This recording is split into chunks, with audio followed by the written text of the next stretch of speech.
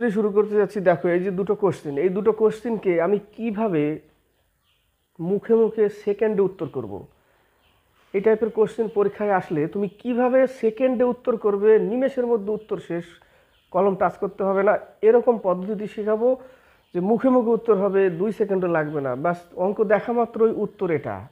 তবে কি ওর জন্য একটু আগে থেকে তোমার অঙ্ক সম্পর্কে ধারণা থাকতে হবে, যে 2 × 4 হয় এইটুকু তোমাকে জানতে হবে, যে 2 × 4 5 × 12 5 × 12 60, এইটুকু তো তোমাকে জানতে হবে, তাই না? এবার তুমি যদি 12 × 15 গুণ করলে কত হয় তাই জানো না, তাহলে তোমার পক্ষে একটু চাপ হবে। এই জায়গাটা তোমাকে আগে থেকে তোমার এই নলেজটুকু থাকলে তবে তুমি এটা বের করতে পারবে। তবে এই নলেজটুকু কেন বলছি আমি, তো এখানে অঙ্কটা, প্রথম অঙ্কটা পড়ো একবার, যে নিমেষের মধ্যে অঙ্কটা করতে গেলে আমাকে কোন জিনিসটা মনে রাখতে হবে, ওইটুকু আমাকে লাগবেই, ঠিক আছে?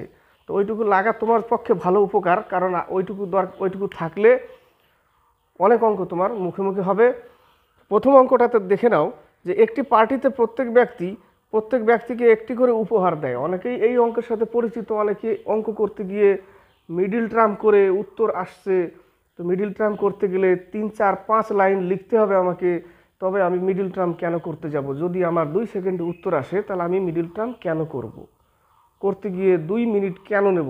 ওখানে যদি আমার 2 সেকেন্ডে উত্তর আসে, প্রশ্ন দেখা মাত্রই মুখে উত্তর চলে আসবে জিকের মতো, তাহলে আমি কেন ওই জায়গাটা মিডিল টার্ম করতে যাব, ফর্মুলায় কেন ফেলতে যাব, বা মিডিল টার্ম আমি কেনই করব? একটি পার্টিতে প্রত্যেক ব্যক্তিকে একটি করে উপহার দেয়, এইভাবে মোট উপহারের সংখ্যা হয় 132টি। তাহলে পার্টিতে মোট কতজন উপস্থিত ছিল? সিম্পল কোশ্চিন বলে দিয়েছে, 132টি উপহার হচ্ছে, প্রত্যেককে একটি করে উপহার দিলে মোট উপহারের সংখ্যা হচ্ছে 132টি, ঠিক আছে? তাহলে পার্টিতে মোট ব্যক্তিদের উপস্থিতি, অর্থাৎ পার্টিতে কতজন উপস্থিত ছিল, আমাকে এই উত্তরটুকু বের করতে হবে। এই উত্তরটুকু বের করতে গেলে আমি কি করব? 2 সেকেন্ডে উত্তর বের করতে হবে আমাকে। তাহলে আমাকে জানতে হবে সেই 2 সেকেন্ডে উত্তরটা কিভাবে আসে। কোশ্চেন নাম্বার 1, 132, এই টাইপের কোশ্চিন এমনভাবেই দেবে ওরা যে উত্তর 132-এর পরের আমি কি নিব, 132-এর পরের আমি যে একটা বর্গ হয় সেই বর্গটা নেব। 132-এর পরে কত বর্গ হয়? 132-এর পরে বর্গ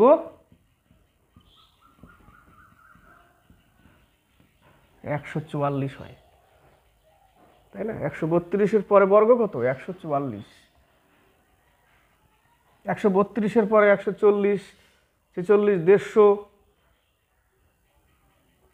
পরে কোনটা আসবে? 136 কারো বর্গ না, 144-এ গিয়ে একটা বর্গ হবে, তাই না? সেই বর্গের বর্গমূলটাই নিব আমি। এই হচ্ছে আমার উত্তর। প্রত্যেকটা এই টাইপের অঙ্ক দিলে তুমি তার পরের বর্গটা নেবে এবং তার বর্গমূল উত্তর হবে।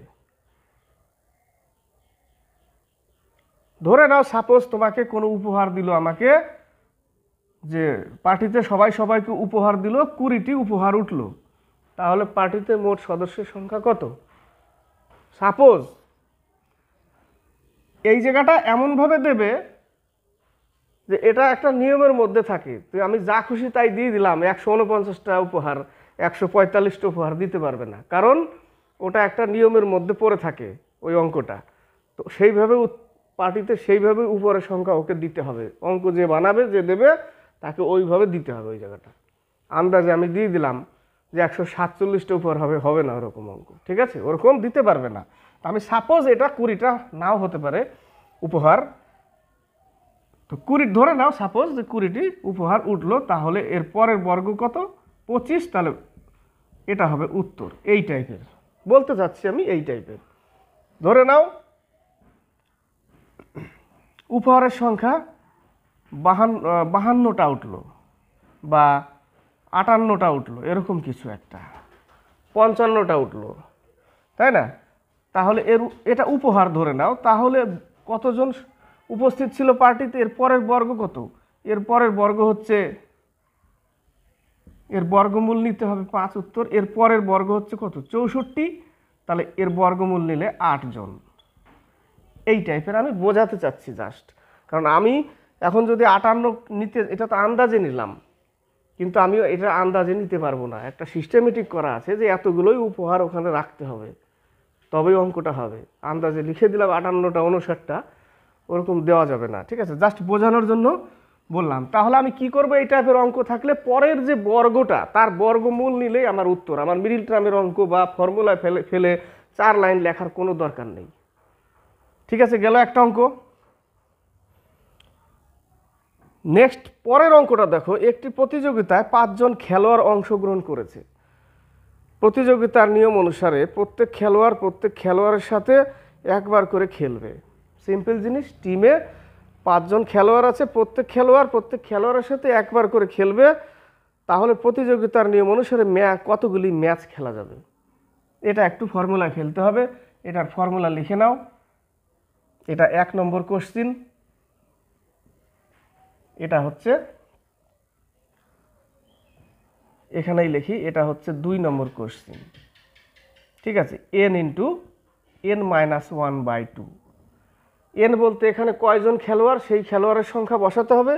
তাহলে n এর জায়গায় কয়জন বলেছে, n সমান 5 জন, 5 জন বলেছে, তাহলে আমি এখানে কত লিখব, 5 লিখব। ফর্মুলায় ফেলার ছোট ছোট অঙ্ক যদি হয়, ফর্মুলায় ফেলার না ফেললেও মুখে মুখে হয়ে যাবে। কিন্তু যখন দিবে 25 জন, 26 জন, সেই সময় একটু ফেলতে হবে, কাটাকাটি করতে হবে। তাহলে এখানে যদি 5 লিখি, আর এই জায়গাটা দেখো কি লিখব, 5-1/2 ইকুয়াল টু 5 ইন্টু 4/2, 2 দুগুণে 4, 10 উত্তর, ঠিক আছে? এবার যদি এই জায়গাটা 10 জন খেলোয়াড় দেয়, তাহলে কতগুলো ম্যাচ খেলা যাবে? তাহলে তুমি n এর জায়গায় 10 লেখো, 10 ইন্টু এখানে বিয়োগ করলে কত থাকবে, না 9 থাকবে, বাই 2 লেখো, 5 9 45টি ম্যাচ খেলা যাবে। এইভাবে অঙ্কটা বের করতে হবে। তো আশা করি প্রিয় ছাত্রছাত্রী, দুটো অঙ্ক দিলাম। এটা হচ্ছে আর্থমেটিক রিজনিংয়ের মধ্যে পড়ে এক টাইপের অঙ্ক, আর্থমেটিক রিজনিং। সেই বই থেকে, এটা হিন্দি বইয়ের অঙ্ক, বাংলা বই আমার কাছে আর্থমেটিক রিজনিংয়ের বই নেই, তো ওইখান থেকে আমি বাংলাতে কনভার্ট করে টাইপ করে অঙ্ক দুটো বানিয়ে দেখালাম যে এই টাইপের ম্যাথ আসলে এইভাবে করতে হবে, ঠিক আছে?